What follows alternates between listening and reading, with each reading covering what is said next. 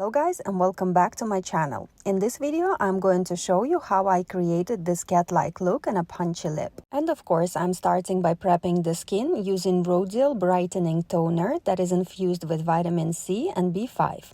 All of this will help to exfoliate the skin, leaving the surface smoother and more bright.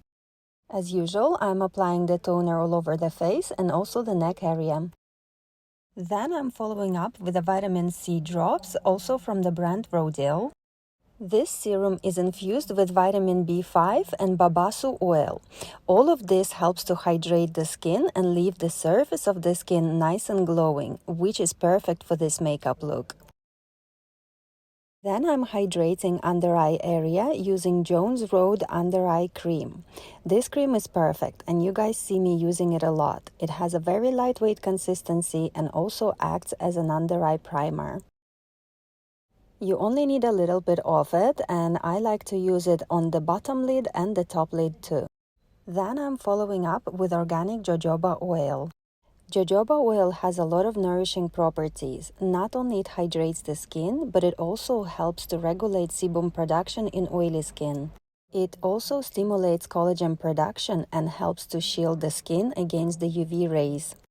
Then I'm pumping the moisture back onto the lips using Laneige Sleeping Lip Mask. This is one of my favorites at the moment. Now that the skin prep is done, I'm moving on to the makeup. I'm starting by prepping the eyelids using NARS Soft Matte Concealer. This one is in the shade Chantilly and is much lighter than CHRISTI's skin tone. Such color choice is deliberate. This will allow me to overlay CHRISTI's eyelid, cancel any redness or purpleness that we see on the eyelid, and will act as a brighter eyeshadow primer. This will help the further colors to adhere better and appear much more intense and more bright. Once the concealer takes onto the eyelid, I then follow up with Charlotte Tilbury's Eyes to Mesmerize in the shade Oyster Pearl. I'm using my finger to apply the color all over the eyelid, and I'm actually taking the color all the way up to the brow bone and into the brows. Taking the color up to the brow bone will visually open up the eye area and also will create the appearance of the larger eyes. The key here is to make sure that everything is blended and there is no visible edges left. I'm continuing with this champagne color from Muse palette from Lisa Eldridge, and I'm also lightly dusting it all over the eyelid. I'm kind of mimicking everything that I have already created. What this will do is that it will set the creamy eyeshadow from Charlotte Tilbury and will give it extra radiance. As I said, I'm dusting it all over and also taking the residue into the temples. Then using this terracotta color, I'm marking the crease area and you can see me going deep into the inner parts of the eyes. This will allow me to add the definition to the crease and also to enlarge the eyes even further. I chose this terracotta color as a contrast to CHRISTI's blue eyes, and you can see how dusting such a small amount of terracotta pops the blue in the eye. Then I'm starting to mold my cat liner, and for this I'm using Inglot's number 77 gel liner, and I'm applying it with a very fine brushes from Morphe, and this was a collaboration with Abby Roberts. These brushes are incredible. They are the finest liner brushes you can find on the market, and they're so perfect when you need that liner to be so thin. I'm leaving the inner part of the eye liner free. This will allow me to kind of create the appearance of the eye narrower, more cat-like. And I'm packing the color only in the inner part of the eye and also dragging the tail close to the nose, so the eyes appear more like a cat-like. Then I'm curling the lashes using Dear Dahlia curlers, which currently are my favorite. And I also popped some individual lashes, but sorry guys, I didn't record this. Once eyelashes are dry, I'm then coating them in the Pillow Talk Push Up Lashes Mascara from Charlotte Tilbury. This is a wonderful non-waterproof mascara which thickens the lashes and also elongates them. And as usual, I'm using the fan brush to apply the mascara. You guys know I love to use my fan brushes when applying mascara. I feel like I have more control over where mascara goes onto the lash. This allows me to work a little bit cleaner and more precise. Then I'm moving on to the brows, and of course I'm coating them in this amazing Got2b brow gel, which is very strong. Once the lashes are coated, they stay there, they don't budge the whole day. You need to let the brow gel dry fully before you put any color on. Now moving on to the skin, and I'm using one of my favorite full coverage foundations from MAC. This one is an incredible product, and I adore using it for any of my model work. This foundation is waxy, and once it goes onto the skin, it melts into the skin and takes on the surface of the skin. Absolutely adore how this foundation takes on the skin.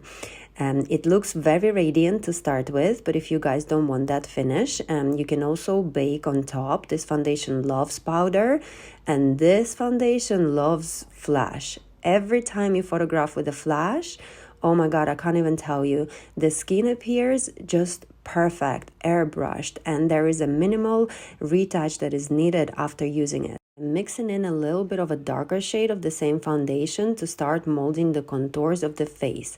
This color is a bit on the warmer side, so actually this will act as a bronzer for my model CHRISTII. You already can see how it warms up the skin, and it just blends so seamlessly. I just can't get enough of this foundation, and I will continue using it in my further videos. For the concealer, I chose this MAC Studio Fix Conceal and Correct palette. This is of the same waxy texture as the foundation, so this will blend in perfectly into everything that I have already applied. So I'm mixing in a little lighter shades for under eye area because I want the eyes to be the focal point of this makeup look. And by applying a little brighter shading underneath the eyes, we kind of like draw the attention to the eye area. Now here I have to be very careful not to disturb the cat liner that I have already created, so flat synthetic brush will be perfect for this. And you also see me highlighting the middle parts of the face, so the bridge of the nose, a little bit of the chin, and also the middle part of the forehead. Now I also have to merge the concealer and kind of push it right underneath the cat liner on the outer part of the eye. This is a really tricky part because it's very easy to disturb the line. So you see me going in a small patting motions and then dragging the color down. Once the concealer is done, I'm leaving to set and coming back to the eyebrows. Now that the brow gel is fully dry, I can go ahead and add any color I want. For this one, I chose the Deep Brow Pomade from Anastasia Beverly Hills. And I don't want the eyebrows to be too thick or too defined, so I'm actually using kind of like a brush strokes motion to mimic the natural hairs of the brows. And once I'm happy with the brow shape, I'm then going over with a clean synthetic brush and just kind of cleaning up the edges and mixing in the residue of the foundation into the brows so there is no gapping left. Then I felt like the eyes are missing kind of a sparkle, so I'm using this shimmery eyeshadow from V Bronze palette of Pat McGrath and lightly applying it all over everything that I have created. This is a beautiful shimmery eyeshadow. It also has that kind of a warm undertone to it, so this all contributes to popping the blue in CHRISTII's eyes even further. I absolutely adore how this eyeshadow reflects the light, so the eyelid looks almost as if it's wet. Then I felt like I needed to add a little bit more definition onto the cheeks, and I'm mixing a slightly darker shade of the same foundation, and with a very controlled motion and finer brush, I'm building the color in kind of a hollow parts, in more shadowy parts of the face. So this will allow me to kind of sculpt the face even further. Also adding a slight contouring onto the nose. This foundation is so amazing. It's moldable until you set it with powder, so I can keep adding the color and blending it away. I keep on adding creamy products until I set this foundation in place with the powders. So for the blusher, I chose the Dear Dahlia Paradise Petal Matte Blush in Sunset Romance. These mini blushers are amazing. On one side, they have a creamy blush, and on the other side, they have an eyeshadow. But honestly, I barely use an eyeshadow part and usually just love these creamy blushers from this brand, Dear Dahlia. Again, by molding all of the creamy products first, I allow everything to blend seamlessly. Now guys, for the highlighter, I chose this amazing, gorgeous highlighter from Carolina Herrera. This is cream to powder highlighter, and it's a gorgeous, gorgeous reflective substance. I'm lightly dusting it on the highest points of the cheeks and also a little bit in the inner corners of the eyes for that slight radiance. And now it's time to set everything in place using Charlotte Tilbury's Airbrush Brightening Flawless Finish Powder. This powder is amazing as well. This is a slightly reflective powder, which means it will set the foundation in place without disturbing any radiance that I already created. After I powdered the face, I had a look at the makeup again, and I decided to define the bottom eyelid a little bit more. So I'm adding the same terracotta color from this Muse palette from Lisa Eldridge. This will kind of define the eyes even more and actually enlarge the bottom part, so the eyes appear a bit more sultry and a little bit bigger. The original idea for this look was a cat-like liner and a super punchy lip. At this point, I was debating whether I should go for a super red lip or keep the lips nude.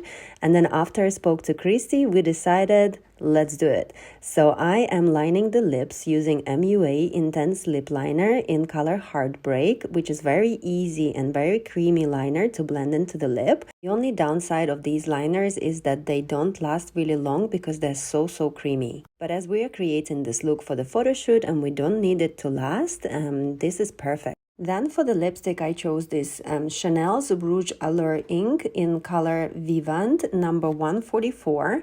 This sadly is now discontinued, but I still have it, so I decided to use it, guys. I will add all of the products in the description below. I think you still can find it online should you decide to purchase it. And of course, I'm adding some moisture and a little bit of the glow onto the décolleté area using one of my favorite body creams from Nivea. This one is a rich, nourishing cream, which lasts 48 hours. I adore it for the photo shoots. Now that the makeup look is complete, I had a look again and I thought that the glossy finish on the lip was a little too much, so I'm blotting it off and creating the kind of a velvet finish rather than gloss. And the final step of this makeup routine is the Limbos Hydrating Mist. I'm spraying everything really well. This will set the makeup in place and also leave the skin more radiant. And here is the final look complete. You guys can see before and after. Very sultry, very beautiful, soft glam look. I hope you enjoyed watching this tutorial, guys. Please leave a comment underneath, subscribe to my channel, and keep watching my videos. And I see you on my next one.